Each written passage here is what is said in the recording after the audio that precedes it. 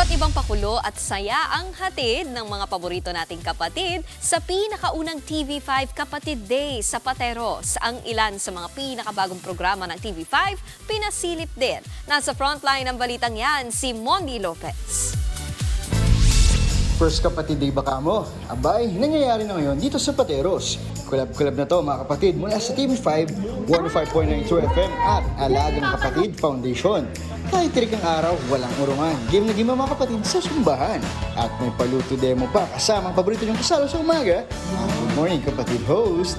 At ito ang mas sweet. Hindi lang taong nilagaan, pati mga for babies.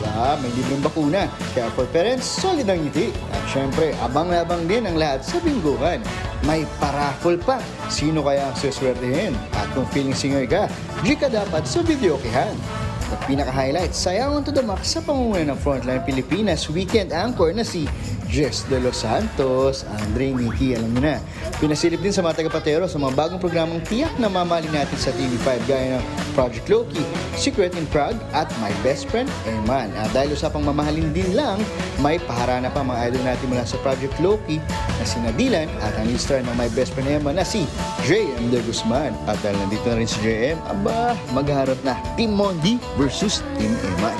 Kasama ko po yung nagagaya sa akin. JM De Guzman. So JM, thank you very much. Sir, gano'n mga? Kaway-kaway. Paano palita kami ng trabaho? Kaya mga kapatid, sa saya, serbisyo at solid na samahan, dito lang yan sa Kapatid Day. Mondi Lopez, News 5. Mga kapatid, Nikki De Guzman po. Para sa mga impormasyong dapat ninyong malaman, mag-follow at mag-subscribe na sa social media pages ng News 5.